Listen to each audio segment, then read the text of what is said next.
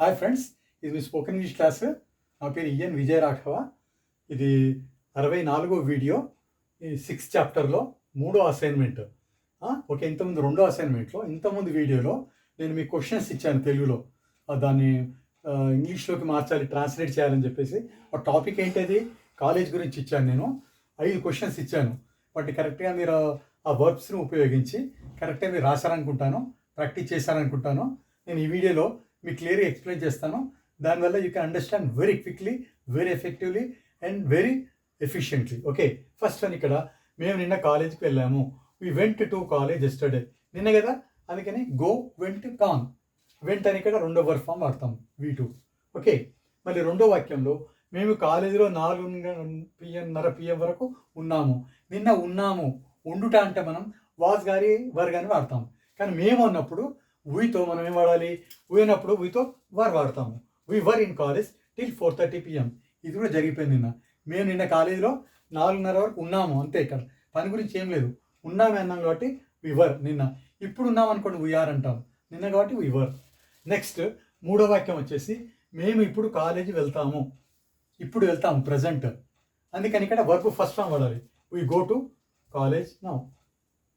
Okay, అది మూడో వాక్యం. నాలుగో వాక్యము, మేము కాలేజీలో 4:30 PM వరకు ఉంటాము. అంటే ఏంటి? We will be in college till 4:30 PM. ఉండటం ఇక్కడ, ఈ పని ఏం లేదు. ఇక్కడ ఉంటాం కాబట్టి we will be in college, we will be in Hyderabad. Okay, we will be in house at 5:30 PM. అలాగే ఫ్యూచర్లో ఉండడానికి విల్ బీ వాడతాం, మీరు ఇంతమంది నేర్చుకున్నారు. అందుకని ఇక్కడ we will be in college till 4:30 PM. Till అంటే వరకు, మేము 4:30 వరకు కాలేజీలో ఉంటాము. వీతో విల్ బీ వాడచ్చు, షెల్ బీ వాడచ్చు. రూల్ ప్రకారంగా షెల్ బీ వాడాలి, విల్ బీ కూడా వాడచ్చు మీరు ఖచ్చితంగా చెప్పేటప్పుడు. అందుకని ఇక్కడ విల్ బీ కూడా వాడాలి. ఓకే, మీకు ప్రాబ్లం లేదు. నెక్స్ట్ ఐదోది, మేము కాలేజ్ నుండి 4:30కు రిటర్న్ అవుతాము. సాయంత్రం 4:30 రిటర్న్ అవుతాము.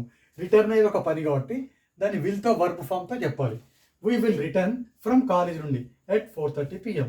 మేము కాలేజ్ నుండి 4:30కు రిటర్న్ అవుతాము. 4:30 PM సాయంత్రం కదా, అందుకని ఇది కూడా ఫ్యూచర్. ఇలాగ వాక్యాలను కూడా మీరు ఎవరితో చెప్పేటప్పుడు ఇవన్నీ గుర్తుంచుకున్నారనుకోండి, చిన్న చిన్న పదాలను కూడా వేరే వర్బ్స్ ద్వారా మీరు ఈజీగా ఉపయోగించి మీరు బాగా ప్రాక్టీస్ చేయొచ్చు. ఈ 5 వాక్యాలను బాగా ప్రాక్టీస్ చేయండి మీరు. I hope you understood it very well. I think you please go through this video twice or thrice so that you can understand it very well and it enhances your English language communicative skills. And this video facilitates you to speak English very, very fluently without any doubt, and you can speak even with accurately without any grammatical error. That's what my intention. మీరు పర్ఫెక్ట్గా ఇంగ్లీష్లో grammar mistakes కూడా లేకుండా, ఎవరు మిమ్మల్ని point out చేయకుండా మీరు మాట్లాడగలగాలనేది నా యొక్క ఉద్దేశము ఈ వీడియోలో. అందుకని ఈ వీడియో కూడా మీరు పర్ఫెక్ట్గా అర్థం అనుకుంటున్నాను.